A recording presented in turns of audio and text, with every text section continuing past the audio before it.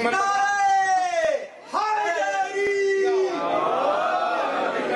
فاتحہ کی تلاوت کرنے سید موسیٰ رضا عابدی، سیدہ طاہرہ عابدی، سید مظفر عابدی، سید نظر حسین اور مرحوم عسکری بیگم کے لیے.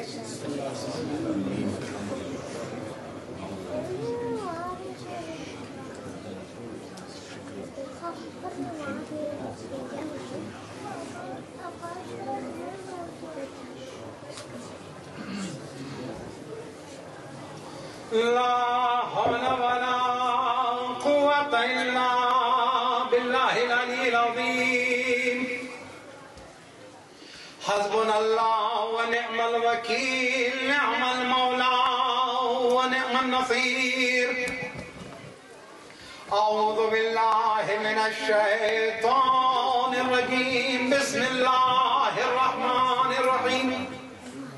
الحمد لله رب العالمين، والصلاة والسلام على أشرف الأنبياء والمرسلين رحمة للعالمين، الرسول المسدد المصطفى الأمجد المحمود الأحمد أبي القاسم محمد.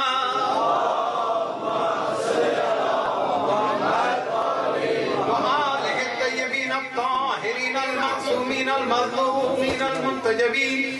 أما بعد، فقد قال الله تبارك وتعالى في كتابه المجيد وفرقانه الحميد وقوله الحق. بسم الله الرحمن الرحيم. قد جاءكم من الله نور وكتاب مبين. صلوات.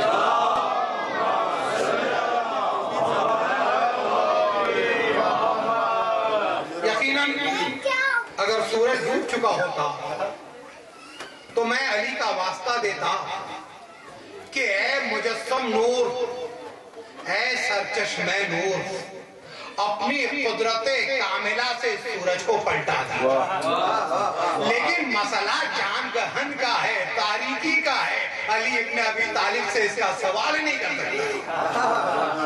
علی سے سوال نہیں کر سکتا. یقین مانیے، کیونکہ علی کے واسطے سے روشنی آتی ہے، علی کے واسطے سے نور آتا ہے، علی کے واسطے سے کمال آتا ہے، علی کے واسطے سے عروج آتا ہے. اور اچھا یاد رکھیے گا، پر دشمنوں نے بھی کیا سازش کی؟ کہا 3 نحس. دشمنوں نے کہا 13 نحس. بازیزو ہمارے اور آپ کے درمیان بھی 13 کو سفر نہ کرنا، 13 نحس ہے. بازیزو 13 کو نحس کہتے وقت خیال کرنا کہیں دشمن کی سازش کا ہم شکار تو نہیں ہو گئے. اس لیے کیونکہ 3 کو تو حسین کی آمد نے عظمت والا بنا دیا، 13 کو تو علی کے آنے نے عظمت والا بنا دیا. اب 3 اور 13 کے چکر میں نہ پڑنا. صلوات پڑھیں بابا جبلن. اور عباس صاحب نے بڑے اہتمام سے یہ جشن منایا. کیونکہ گھڑی اگر آپ دیکھیں گے تو وقت آگے کا بتا رہی ہے. نہیں، 13 رجب کی رعایت رکھی ہے، 13 منٹ آگے. 13 رجب کی رعایت رکھی ہے تو 13 منٹ آگے ہے. ورنہ یاد رکھیے گا ابھی ہمارے پاس جو وقت، کیونکہ آخر میں 5-7 منٹ مجھے چاہیے شارٹ والی نماز آیات پڑھنے کے لیے، مختصر والی جو نماز آیت پڑھنے کے لیے. لیکن ہاں جی، تو ایک چیز پڑھیں گے آپ نماز آیت، لیکن ابھی جو پڑھی جا رہی ہے وہ نماز قرآن پڑھی جا رہی ہے. ابھی جو پڑھی جا رہی ہے وہ نماز قرآن پڑھی جا رہی ہے. اس لیے کہ وہ آیت ہے خدا کی اور علی مجسم قرآن ہے.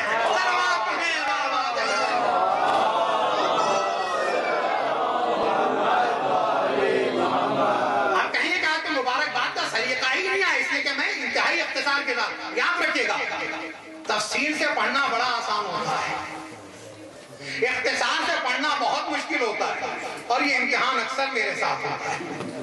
یہ امتحان میرے ساتھ اکثر ہوتا ہے. کیوں ہوتا ہے؟ کہ یاد رکھو یہ وداع علی ابن ابی طالب کا امتحان ہے. کیونکہ علی نے بھی جو ہے تفسیر کو جس طرح مختصر کیا، اس کا چاہنے والا بھی مفسر کو آج مختصر کر دے.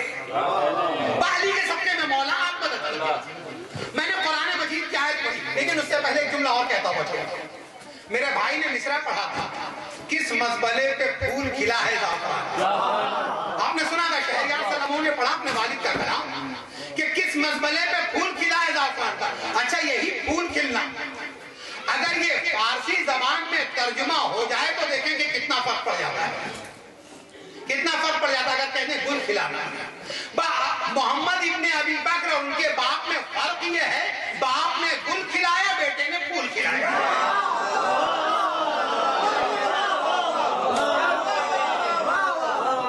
باپ اور بیٹے میں فرق یہ ہے کہ باپ نے گل کھلایا بیٹے نے پھول کھلایا ہے. اور یہی وجہ ہے کہ آپ نے سنا ہوگا اقبال سہیل کا نام. اقبال سہیل جنہوں نے کہا وہ روئیں جو قائل ہیں ممات شہداء کے. ان کا اور قیس زنگی پوری کا مناظرہ ہوتا رہا منظوم ملاقات کبھی نہیں ہوئی.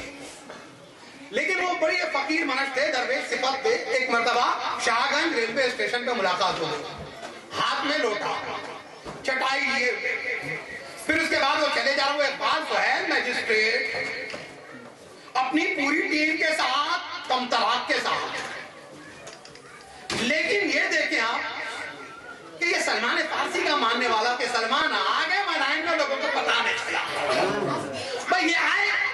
لیکن یہ دیکھیں کہ ان کی نگاہوں نے اسے پہچان کیا. انہوں نے غور سے دیکھا نہیں. ایک چیز ہے کہ علی والوں کی نگاہوں میں اپنے اور غیر کی معرفت کی چمک ہوتی ہے. پہچان لیتے کہ کون اپنا کون پرائے. دیکھا اب یہ غور سے دیکھنے لگے. وہ بھی سوچ رہا ہے کہ مجھے کیوں غور سے دیکھ رہا ہے.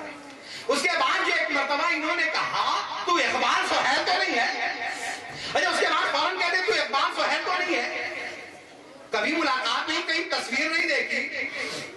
اب جیسے ہی انہوں نے کہا تو ان کو تیور دیکھ کر کہا کہیں آپ قیس زنگی پوری تو نہیں. اب جو اپنا مجمع پا لیا تو یاد رکھیں گے باطن کی صفت کہ اپنا مجمع پائے تو گھیر لے. تو گھیر لیا اس کے بعد کا اچھا آپ کو تو بڑا شاعری کا دعویٰ ہے. اہل بیت کا چاہنے والا کہتا نہیں ہے. اہل بیت کہہ کر اسے دیتے ہیں.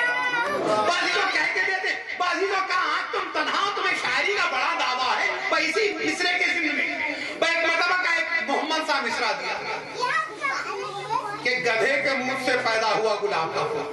یہ اقبال سہیل کہہ سکتا ہے قیس زنگی پوری نہیں کہہ سکتے. اس نے کہا مصرا لگائیے. لیکن اگر انکار کر دیں محمد ہے تو کہیں یہ شاعر نہیں ہے. اس لیے کہ حاشیہ نشینوں کی سمجھ میں کبھی کچھ نہیں آیا چاہے وہ رسول کی حاشیہ نشین ہو. حاشیہ نشینی کا مزاج یہ رہا کہ کتنی بڑی شخصیت سے نسبت ہو جائے. اسی لیے نبی نے جب علی کا تعارف کرایا فاطمہ کا تعارف کرایا حسن اور حسین کا تعارف کرایا تو حاشیہ نشین نہیں کا دل کا ٹکڑا کا آنکھوں کا ٹکڑا کا رسالت کا ٹکڑا کا.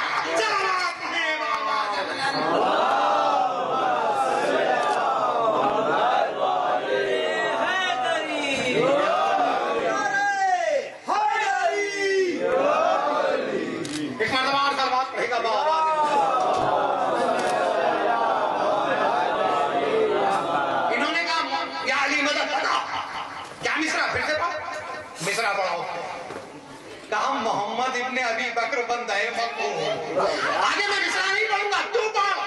قیس زنگی پوری نے کہا محمد ابن ابی بکر بندہ مقبول. بازی تو یہی ہوا کہ پھول کھلنا گل کھلنا.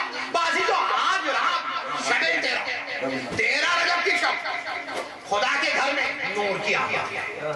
نہیں ایک بات کہوں لم یلد ولم یولد کے گھر میں مولود آ رہا ہے. لم یلد ولم یولد کے گھر میں مولود آ رہا ہے. بازی تو یاد رکھیں آدم بھی پیدا ہوا نوح بھی پیدا ہوا ابراہیم بھی پیدا ہوا. یہ ہماری زبانوں کی رعایت ہم ولادت کہتے ہیں ورنہ یہ ظہور ہے.